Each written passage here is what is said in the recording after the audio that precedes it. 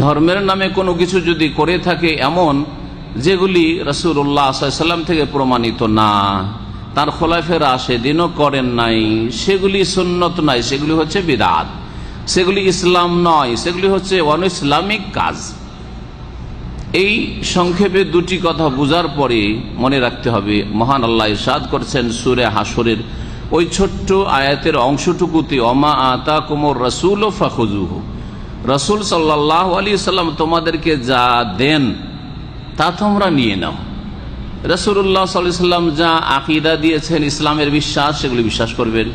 যে ইবাদত বন্দেগী দিয়েছেন এবং ইবাদত বন্দেগীর তরিকা, নিয়ম নীতিমালা দিয়েছেন, সেগুলি নেবেন।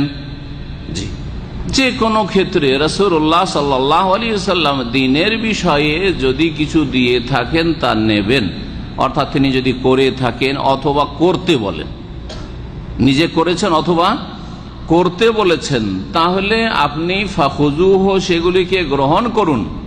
ওয়ামা নাহাকুম আনহু, আর যা থেকে তিনি বারণ করেছেন, নিষেধ করেছেন, সেগুলি থেকে ফান্তাহু, বেঁচে থাকো, বিরত থাকো।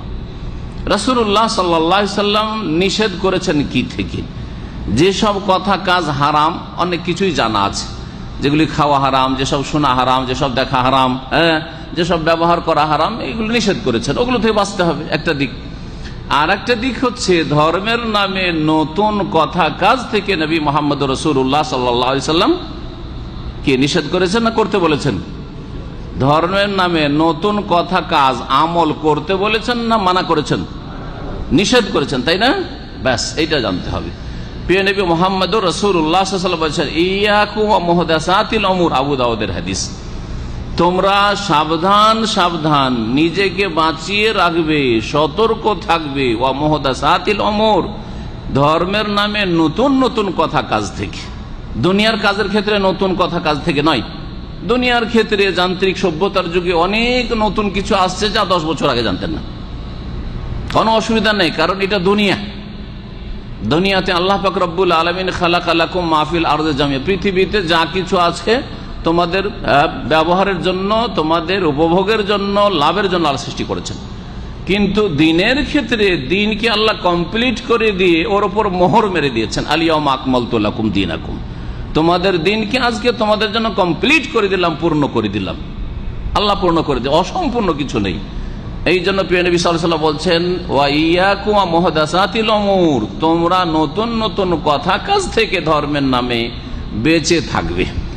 ফাইন্না কুল্লা মুহদাসাতিন বিদআহ, কারণ প্রত্যেক নতুন কাজ যা ধর্মের নামে হয়ে থাকে, ধর্মের দোহাই দিয়ে হয়ে থাকে, নেকির আশায় হয়ে থাকে, সেটা যদি নতুন কাজ হয়, নবী মুহাম্মদ রাসূলুল্লাহ সাল্লাল্লাহু আলাইহি ওয়াসাল্লাম থেকে তার কোনো নজির নেই, তাহলে সেটা হচ্ছে বিদআহ। কি বলেছেন শব্দটি? ফাইন্না কুল্লা, কুল্লা মানে কি? সব, তাই না? না কিছু কিছু, সব। ফাইন্না কুল্লা মুহদাসাতিন, প্রত্যেক নতুন কাজ হচ্ছে বিদআহ।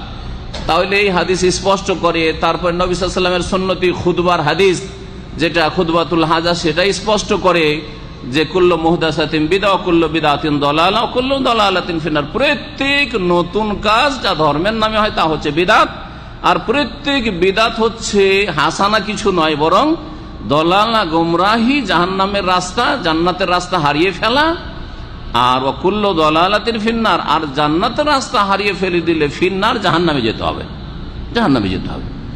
ভালো কাজ আপনার ধারণাই করছেন, কিন্তু রাসূলুল্লাহ সাল্লাল্লাহু আলাইহি ওয়াসাল্লাম করেননি, সুতরাং ওই আপনার ধারণার ভালো কাজগুলি করে কোথায় যেতে হবে? ওয়াকুল্লু দালালাতিন ফিন্নার, জাহান্নামে যেতে হবে। দুটো দিক তাহলে, যা রাসূল সাল্লাল্লাহু আলাইহি ওয়াসাল্লাম দিয়েছেন করবেন, যা নিষেধ করেছেন তা করবেন না, তাই না? জি হ্যাঁ।